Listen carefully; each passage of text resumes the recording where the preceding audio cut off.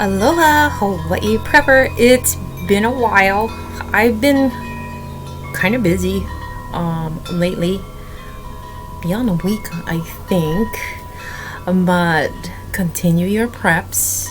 Don't stop. Now, in our state here in Hawaii, the shops are basically stocked up, and it has been for quite some time. So there's really no significant difference yet, as far as I can see. But knowing that this may probably more than likely be the calm before the storm, so during that time, you prep, you stock up on all the essential supplies that perhaps you may have gaps in your food pantry or your medical supplies, your water, anything and everything that you perhaps may need and may have missed. Keep a list on hand. Don't forget to utilize a budget for yourself. If you go out weekly or monthly and or even every day, because some people do go out daily. And so just, keep abreast on updates and monitor when you go out to the shops as well, so that you know more or less what may be dwindling down and becoming short or a shortage of supplies on any particular item that is out there, just for yourself. If you feel the need to pick up more than whatever supplies you do have on hand, stocked up at home, do so by all means. Pay attention to your intuition. Now, if your intuitive guidance, your inner compass tells you to stock up on this more or stock up on that more, or perhaps it may be something along the lines of go to the bank and take your money out. You want to pay attention to those subtle nudges, because they are right on the money. They are spot on. I'll give you an example. In March, I think it was the ending of March, all of my accounts were hacked. And a few days before my accounts were hacked, something told me to go to the bank and take out all my money. And so I was set on doing that the very next day. But what happened was I procrastinated and I let it slide. And so as the days went by, about 3 days later, all of my accounts were hacked, including my bank accounts, my PayPal, all of these accounts. And then I noticed that it was sending money to all these other people that I knew. It was a nightmare, and I didn't pay attention to my intuition. That's the one time that I have not paid attention to my intuition. And I learned my lesson. It was a very costly lesson. And so I had to move fast. I had to change passwords, email addresses, a whole lot of things. It was just complete chaos and a total nightmare for myself. So I'd rather you not go through that same nightmare as I did. So pay attention to that intuition, because it is never wrong. You may not understand it as it comes to you, but listen to it and do exactly as it prompts you to. Especially if it's telling you to take out all your money, because you can always put it all back into the bank. But if your account becomes hacked, like my account was hacked, you're gonna go through that nightmare. And like I went through that nightmare, it was just insane. I felt like my entire self was violated. I mean, it was crazy.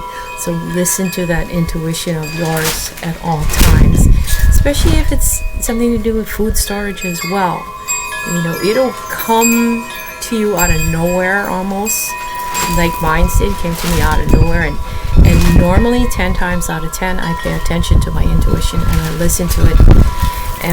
Even though I may not understand it, I just do whatever it's telling me to do, what it's prompting me to do, because your intuition knows what's coming and it's warning you ahead of time what to do. You don't have to analyze it or anything.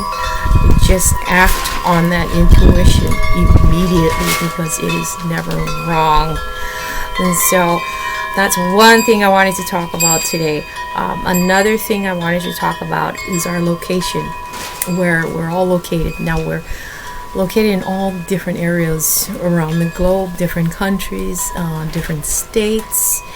Now there's a lot of different things that are challenges for us as we prep, as we put back in our food storage. Like for instance in Hawaii, our challenge has to deal a lot with heat, moisture, salt air, and that's always around us. All of it becomes really challenging when you're trying to store foods. Your home needs to be built with certain type of material. Like my home is T&G, so it's really thin walled. It gets hot on one side of the house during the morning, and then it gets hot on the other side of the house during the afternoon. So I'm constantly trying to figure out a happy balance when it comes to temperatures, because it needs to be between 70 and 50 degrees, no higher. You might be risking, the food might not last that long. Our environment in our state is totally different from all the different environments across the United States. And so we don't have basements here. No one has basements. The homes here are not built with basements at all. And I find it very funny because a lot of the homes here are built like matchsticks. And yet we still do have hurricane season here. So go figure. There are homes that are built out of tile, more thicker material, and walls, that can cushion a lot more of our preps and our essential supplies. But when it comes to food, we have a lot basically going against us, so it does become a challenge. It's not too bad if a lot of the homes had air conditioning, which a lot of the homes here do not have air conditioning. My home doesn't have air conditioning. We have trade winds, we have that going for us, but it doesn't truly get cold in our state. It's basically 80 degrees and above. It doesn't reach the triple digit numbers. Not even in the summer. In the summer, perhaps, the 90s, but I've never had it or had experienced it 93, 95 here, but it's more the lower 90s, the upper 80s here, and it's basically constant, all year round. And so we have a lot of heat, a lot of moisture we got to deal with, just all the elements that aren't really good for storing food. So we need to figure out how we're going to do this without the food losing its shelf life. I've been, constantly working it in my own home to avoid things like that. But it does become very, very challenging. And if you're from here, write in the comments what your challenges may be when it comes to, our type of environment, the heat, the moisture, the salt air. Because with the salt air, we're surrounded by salt air. We're a tiny island in the middle of the Pacific Ocean. A lot of salt air, so things have a tendency to rust. Your cars rust fast, your canned goods rust. I've had that happen to me time and time again.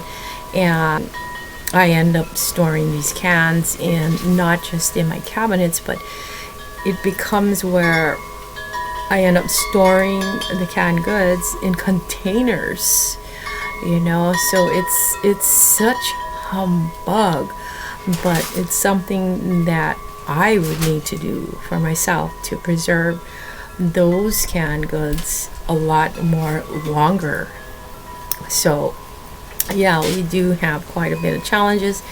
Like the other states, they have different seasons that they basically go through. Winter, snow season, you have colder temperatures, and your environment, continuously changes.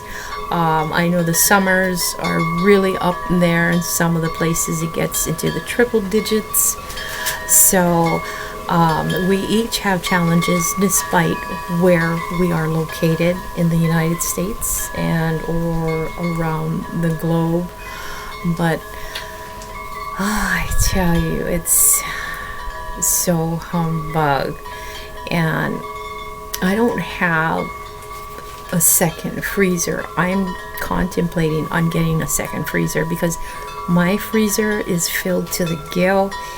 Despite me eating out of it, I don't purchase anything else that would need to be in the freezer because I don't have space. The space is limited for freezer items, as well as my refrigerator. So my refrigerator is pretty stuffed and stocked, and I don't go out to eat. I eat at home, so I cook my own meals. So my entire refrigeration, it's all stuffed. So I'm thinking about getting another freezer, just to eliminate, some of the stuff and put it in the freezer, and perhaps I can get a little bit more freezer foods too as well. But the canned goods, that can present a problem as well. I could run out of space too, but I do have quite a lot of space to store my canned goods in, not just in my kitchen pantries, but I do have 2 spare bedrooms where I could situate and set things up accordingly. I do have a patio here, which I am in right now, but I cannot see myself storing any goods, foods, canned goods outdoors here, just because the elements, the salt air, would just totally rust and ruin the cans. So I've never done that. My garage, I do not have a garage. I have a carport, and so it's not enclosed, it's open. But I make do with what I have, and we all make do with what we have, and so there's no way in any time or space that I'm going to be building a garage or doing some kind of big structured thing on my property. There's just no way. If I was going to do that, it would have been done 10 to 20 years ago. So I've missed that window already.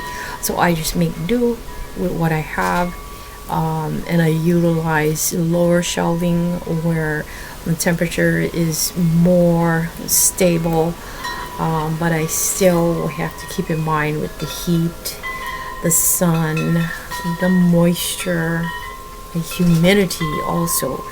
We have quite a lot of humidity going on here, and so on the plus side, our weather basically stays the same. It doesn't really fluctuate when it comes to like winter wise. We do have winters here, but only certain places the temperatures drop to 60, 50, as well as in the 40s.